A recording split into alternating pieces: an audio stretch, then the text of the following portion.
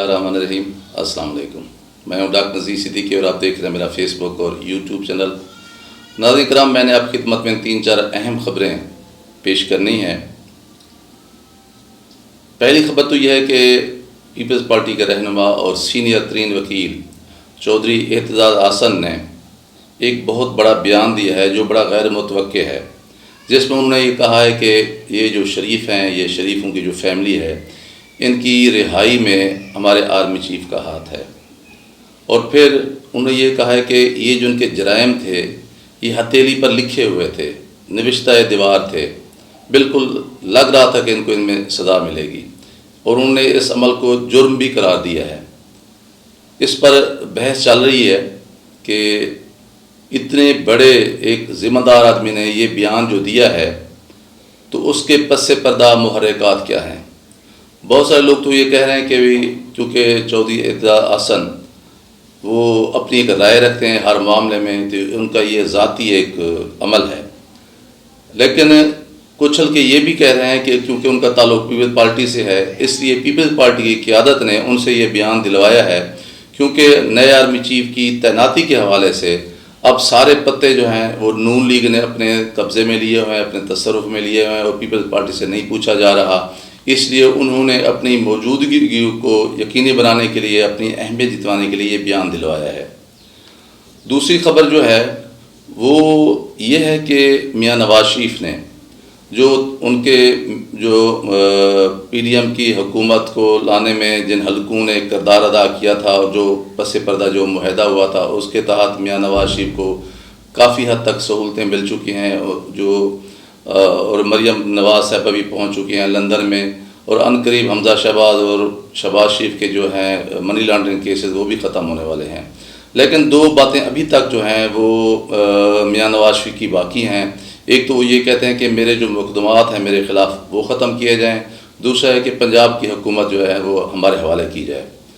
और क्योंकि नए आर्मी चीफ की तैनाती भी होनी है, अगरचे ये प्राइम मिनिस्टर ने करनी है, लेकिन प्राइम मिनिस्टर ने वही कुछ करना है जो मियाँ नवाज शरीफ ने कहना है।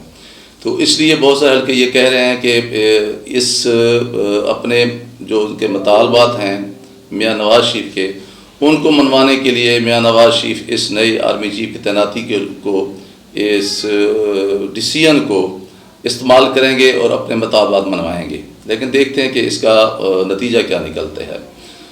तीसरी बात यह कि बहुत सारे लोग ये सवाल कर रहे हैं कि इमरान खान जो है वो आज़ादी मार्च का या हकीकी आज़ादी मार्च की कॉल क्यों नहीं दे रहे हैं, उसको निगरान क्यों कर रहे हैं, उसकी वजह क्या है। और ये भी हो सकता है कि पंजाब में उनकी हुकूमत ख़त्म हो जाए तो फिर तो उनके लिए मुश्किलात बढ़ जाएंगी, इसलिए उन्हें फ़ौरन जो है कॉल देनी चाहिए।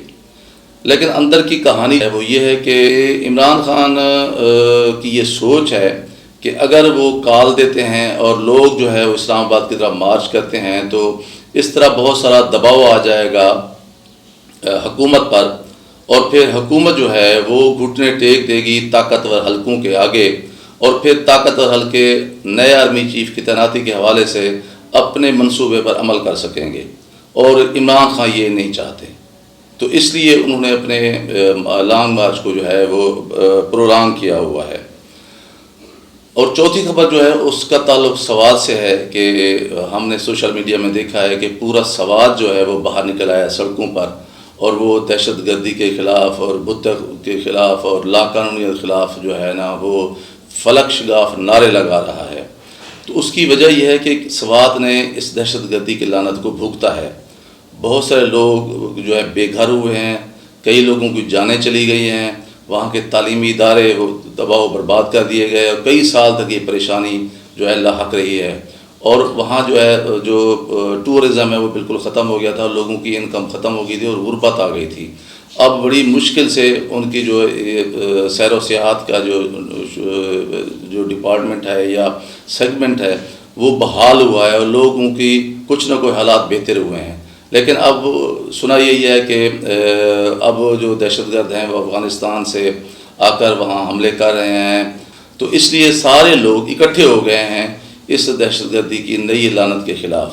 तो मैं समझता हूँ कि ये एक ऐसा इशू है जो पिछले 15-20 साल के दौरान हमारी अफ़वाज पाकिस्तान ने बड़ी कुर्बानियों के बाद हल किया है, और अब भी अगर इसको सर उठाने दिया गया और इससे चश्मपोशी की गई تو پھر یہ پورے ملک میں بھی پھیل سکتی ہے. پہلے بھی یہ اسوات سے ہی شروع ہوئی تھی.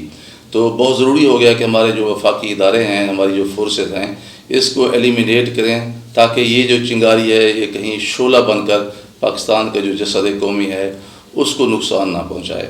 تو ناظرین کرام, یہ 3-4 اہم خبریں تھیں جو میں نے آپ کی خدمت میں پہنچانی تھیں. تو اگلے ویلاگ تک اجازت. السلام علیکم.